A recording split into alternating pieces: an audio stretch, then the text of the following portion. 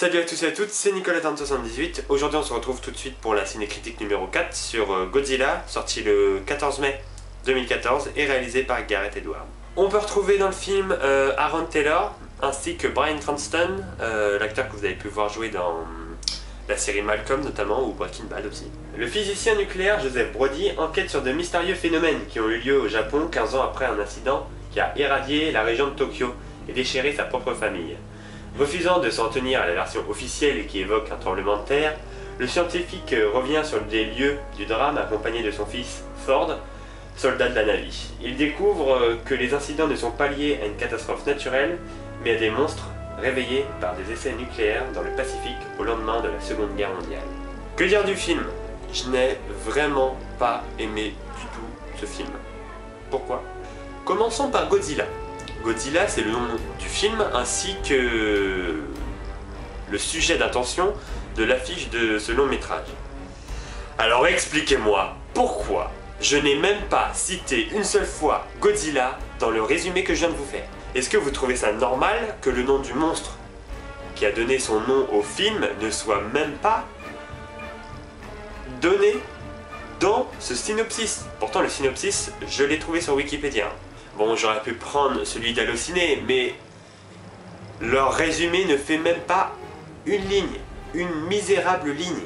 Bref, ce que je comprends pas, c'est que Godzilla, le monstre que tout le monde veut voir ravager des villes et prouver sa force et sa puissance, passe en personnage secondaire. Le pire, c'est que Godzilla est gentil. Godzilla est gentil. Non, Godzilla n'est pas gentil. C'est comme si vous prenez King Kong à la fin du film, au lieu qu'il monte sur le building pour détruire les avions, il refait les vitres. Non, non.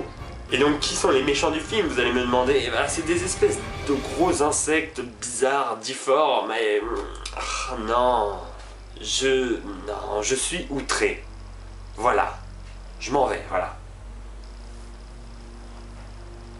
Bon, plus sérieusement, imaginons 5 minutes que le plus gros défaut du film ne soit qu'un détail. Que dire d'autre?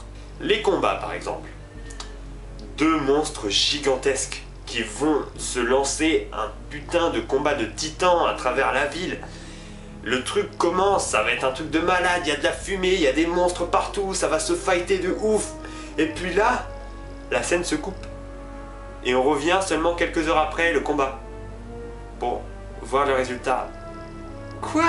Sérieux, avant le combat, le personnage de Godzilla est iconique. Toutes les scènes, les plans où il traverse la fumée, on ne voit que son aileron ou seulement juste un de ses bras ou son œil. On a vraiment l'impression que le personnage, enfin le monstre pardon, est gigantesque et ça nous donne vraiment des frissons. C'est hyper stylé. Et puis à un moment, là où le combat commence, là où ça pète, ça s'arrête et ça passe à autre chose. C'est dommage réellement. Et le pire, c'est que le réalisateur décide de faire ça à chaque fois. Même le combat final, vous vous foutez de la gueule du monde là? Certes, la vision principale du film est centrée sur l'homme.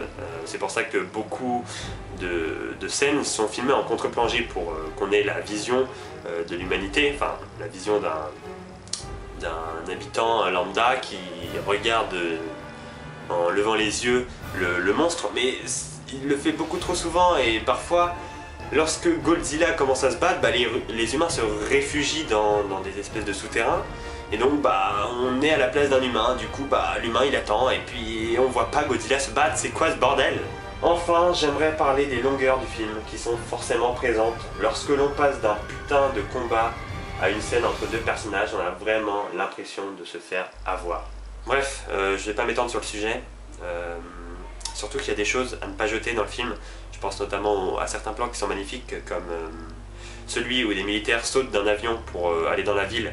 Il y a une musique hyper tenante.